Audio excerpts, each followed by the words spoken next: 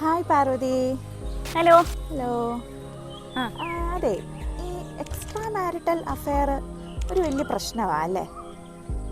Definitely extra marital affair ഒരു വലിയ പ്രശ്നം തന്നെയാണ്.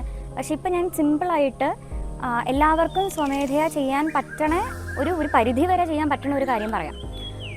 വിവാഹേതര ബന്ധത്തിൽ ഇത് വരുമ്പോൾ പലപ്പോഴും എൻ്റെ ക്ലയൻസ് വന്നിട്ട് പറയണ സെയിം ഡയലോഗ് തന്നെയാണ് അതിൽ കണ്ടിരിക്കുന്നത്. പലരും സ്വന്തമായിട്ട് കുറ്റപ്പെടുത്തുക എന്നുള്ളൊരു ലെവലിലേക്ക് പോകും.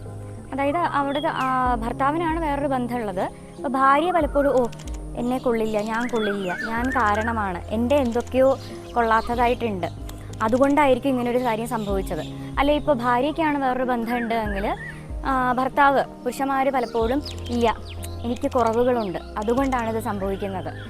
ഞാൻ പറയുകയാണ്, അങ്ങനെയല്ല. നമ്മൾ ശാസ്ത്രീയമായിട്ട് നോക്കുമ്പം അങ്ങനെ ഒരു അടിസ്ഥാനം അതിൽ വരുന്നേ ഇല്ല ശരിക്കും പറഞ്ഞാൽ.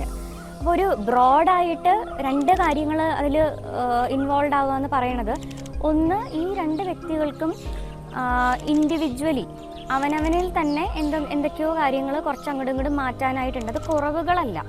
ഒരു ബന്ധത്തിലേക്ക് ഏർപ്പെടുന്ന ആ വ്യക്തിക്ക് അവനവനിൽ കുറച്ച് കാര്യങ്ങൾ അങ്ങോട്ടും ഇങ്ങോട്ടും ഒക്കെ ശരിയാക്കാനായിട്ട് ഉണ്ടാകാം. രണ്ടാമത്, ഇവരുടെ രണ്ടുപേരുടെയും ബന്ധത്തിൽ നമ്മൾ കുറച്ച് വർക്ക് ചെയ്യേണ്ടതായിട്ടുണ്ട്. ഒരു ഹാർമണി, ഒരു ഇൻറ്റിമസി കൂടുതൽ ബിൽഡ് ചെയ്തെടുക്കുക, അങ്ങനെയുള്ള കാര്യങ്ങളുണ്ട്. അത് വസ്തുതകൾ തന്നെയാണ്. പക്ഷെ ഒരിക്കലും ഭാര്യയ്ക്കോ ഭർത്താവിനോ ഇൻഡിവിജ്വലി കുറവുകൾ ഉള്ളത് കൊണ്ടല്ല ഒരു വിവാഹേതര ബന്ധത്തിലേക്ക് പോകുന്നത്. Okay, clinical psychologist Parvathi.